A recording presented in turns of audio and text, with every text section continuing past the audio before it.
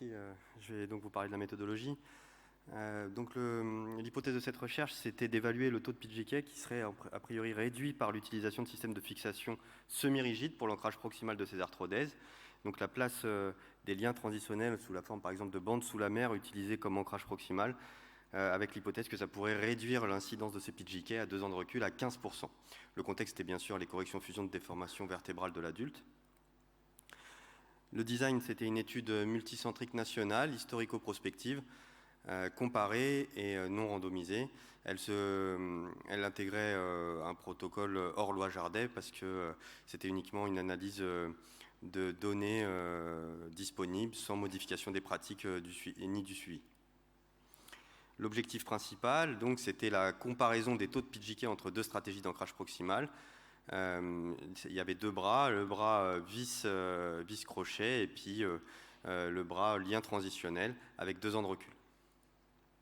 Les objectifs secondaires, la comparaison des taux d'incidence de PGF, la comparaison des paramètres radiologiques d'équilibre sagittal, la recherche de facteurs de risque PGK-PGF, la comparaison des scores fonctionnels et des qualités de vie entre les deux groupes, avec et sans PGK, PGF. Alors, le critère de jugement principal, bien sûr, c'est le PGK. La définition fait-il a largement décrite. S'il faut jonctionnel thoracique de plus de 10 degrés au-dessus du montage et au moins 10% de progression. 10 degrés de progression, pardon. Les critères de jugement secondaire, donc l'incidence des PGF, c'est-à-dire les PGK symptomatiques en termes de retentissement clinique, douleur, déficit, etc.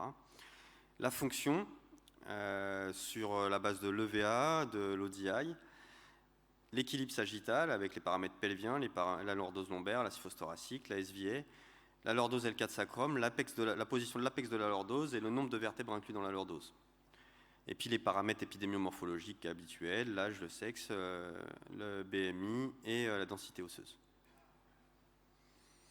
Pour la population, les critères d'inclusion, c'était il fallait que ce soit des sujets de plus de 20 ans pour avoir une maturité squelettique. Des scolioses ou syphoscolioses de plus de 10 degrés sur le plan frontal. Les arthrodèses devaient s'étendre au moins en L5, voire au pelvis. Et puis pour l'UIV, il fallait que ce soit T12, compris entre T12 et T1.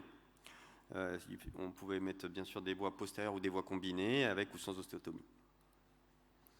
Les critères d'exclusion, la scoliose de l'adolescent, la scoliose neuromusculaire, les déséquilibres parkinsoniens, ou les camptocormies d'autres causes, les spondylarthrites ankylosantes, les infections en cours, l'ostéoporose avérée, et puis bien sûr les patients qui présentaient des troubles cognitifs qui les rendaient incapables de participer de façon éclairée.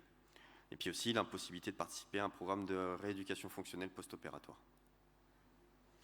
Le calcul de puissance, compte tenu, comme l'a dit Fethi, du taux d'incidence de 30% à 24 mois dans la littérature, si on prenait l'hypothèse de réduire ce taux de 50% pour atteindre 15%, alors on avait un effectif théorique minimal de l'ordre de 118 sujets dans chaque bras, mais on a voulu y inclure un taux de perdu de vue qui apparaît régulièrement de 10%, ce qui nous amenait à 129 sujets par bras, soit un minimum de 258 sujets.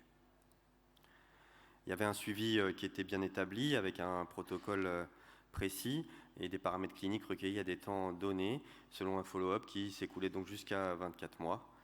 Et pour la description des résultats, celle-ci va se ventiler en plusieurs temps avec la description de la série vis-crochet par Louis Boissière, la description de la série montage-lien par Cédric Barret, l'incidence du principal outcome par Emmanuel, et puis après l'analyse des reprises par Benjamin Blondel, la qualité de vie par Clément Sylvestre et le professeur Fuentes.